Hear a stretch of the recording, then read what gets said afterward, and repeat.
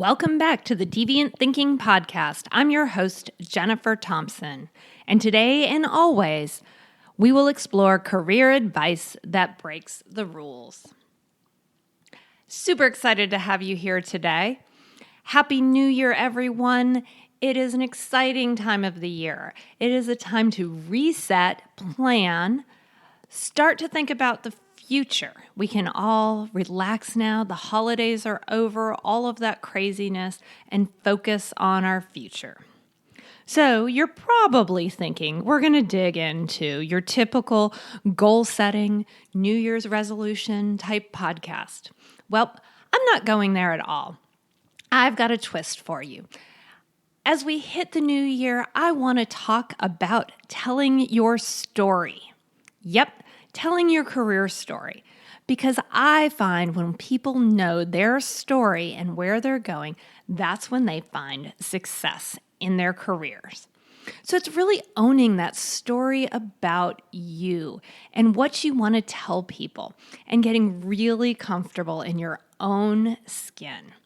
If I have a wish for all of my clients for this year, it is to really own who they are, be proud of their past, and look forward to a future of great accomplishments. And you do that through owning your career story. So as we get started today and you hear me talking about story, you might wonder, is this really for you? Do you need to own a career story? Well, I think everyone needs to think about their story. And I'm going to even expand it to beyond career. It really is your life story and who you are, what you've accomplished, and where you want to go. I know that when my clients get clear on all of these things and really get comfortable with them and really enjoy the experiences they've had in their past, and know where they're going in their future and be able to talk about it in a concise and clear manner, that's when my clients really excel. So if you don't know your story, you don't know how to talk about yourself, and you don't know how you should communicate your future, this episode is for you. Well, what does it mean to own your story? That's a phrase I often use. And for me, that is ownership of the good, the bad, and the future. So the good, those are those accomplishments that you've had in the past. They're the things that you're proud of and that it's easy to talk about. The bad. Well, I have a theory about bad or failed attempts. Actually, I really hate those words. I hate the word fail because I feel like that means that you didn't accomplish anything when you failed. I have yet to find a client who's truly failed at something. What I find instead is that most people have learned something. So to me, learnings need to be a big part of your story. Even if something didn't work out, even if it wasn't the most exciting thing, even if you took that job that ended up ending quickly, you learned something from it. So learnings are a big part of your story. And then my favorite part, the future. As the song goes, your future is yet unwritten. So you get to write your future and tell others where you're going, what you're excited about, and what you want to accomplish in the future. So that's what owning your story is really knowing who you are, what you've done, and where you want to go. Let's start with why story is important. Well, there's two reasons for me that make story important. First of all, story is part of the human DNA. It is as old as the first communication that we've had with each other. Our brains are wired for story. History is passed down through story. learnings are passed down through story. It is the way we as humans connect. So story is super important. We all want to know each other's story. All you have to do is walk into a library and see the millions and millions of stories around us to know how much we as human beings value story. Also, story makes it easy for people to remember us and help us stand out as individuals. So the other reason story is important is that it keeps us interesting and memorable. What I know, and I say this over and over on this podcast, is what I know is that interesting people get ahead. The statistics clearly say that between equally qualified people, interesting people get the job, they get the promotion, they move ahead. So really knowing your story and how you can communicate is super important. Story is a major focus in the work that I do with clients. And I focus on story, again, for these reasons. But it's also something that's the hardest for people to wrap their heads around. And it's hard for them to talk about themselves. Most of our stories that we make up about ourselves often come, unfortunately, from the views of others. So I want clients to really own their own story and determine what they want to share and what they want to tell others about themselves and their future. I want you to be proud to tell that story because it's so important to growing your career. In today's podcast, I'm going to dip into that story side of things, but know that this is just the tip of the iceberg. There's so much that you can do with story around your career. So where does story come in? Well, story, again, it's how we interact as human beings. So in our career, we use story in many different places. Probably the most prominent, though, and the one that makes people the most nervous is when we have to tell stories in an interview setting.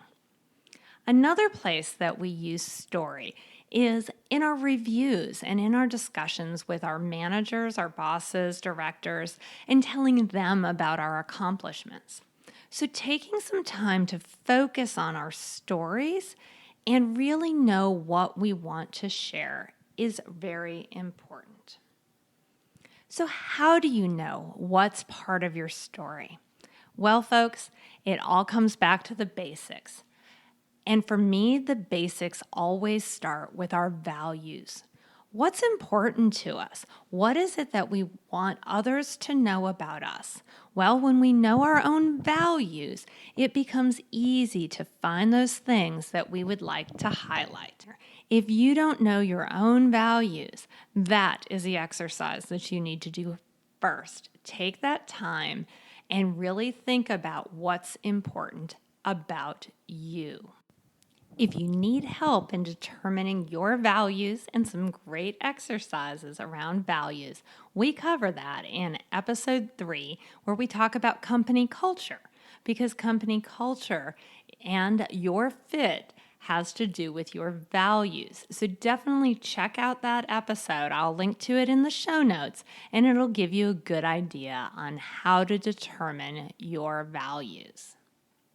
So now back to values. Why is it an important part of your story? Again, when you know something's important to you, that's what you want to make sure you share. So if I know creativity is important to me, I want to be able to share to others that I'm going to creatively approach situations. I'm going to bring newness. I'm going to bring excitement. And that needs to be part of my story.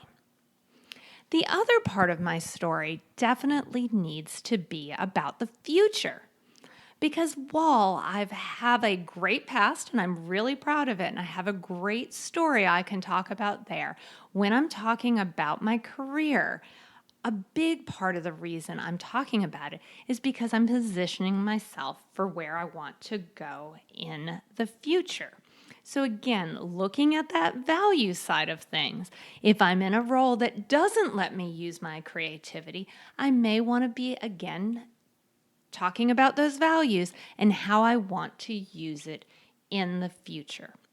So that's the first place I look in building my story and in helping my clients build their stories, is really focusing on what do we value and how do we communicate that to others.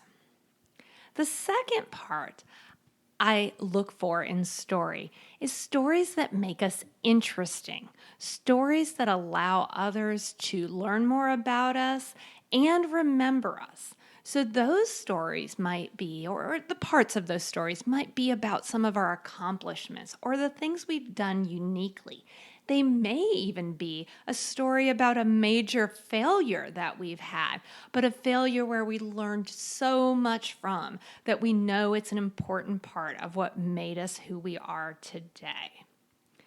So stories focus on both those values that we have and our accomplishments. It's really the combination of both. So how do we use story? Now that we know what we want to put into our story, the things that we value, and our accomplishments that help us make us unique, we need to know when to use story.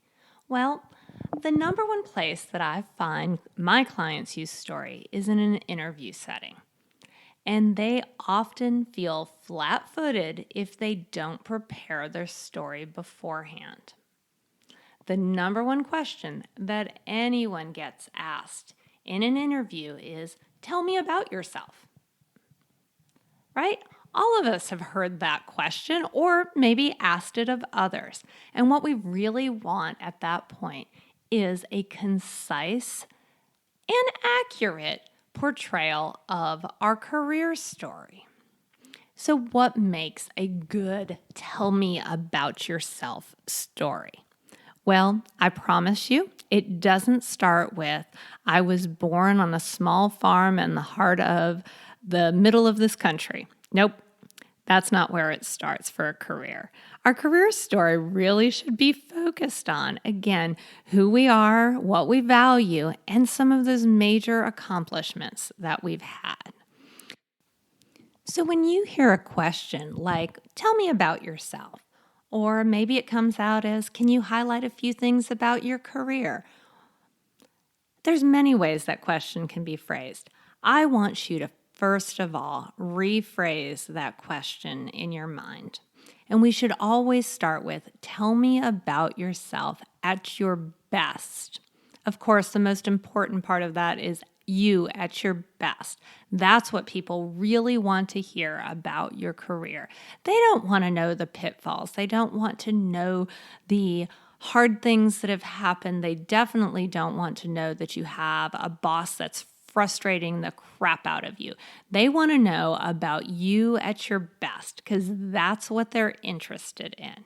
So the first thing you need to do when you think about your story, especially that very basic story about yourself, the tell me about yourself story, is really consider who are you at your best and what do you want people to know.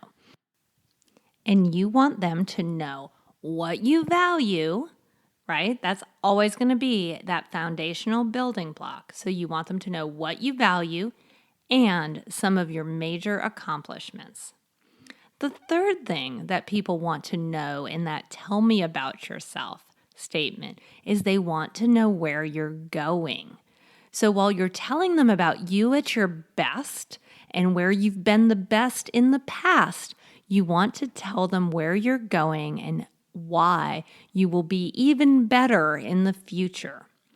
That really helps them know how they can help you and if you fit into a role they have or a position they might be making, or if you're offering a service, that you would be a good fit for that as well. So it really takes in those three components: your values, your accomplishments, and where you're going next and what you want to contribute in the future.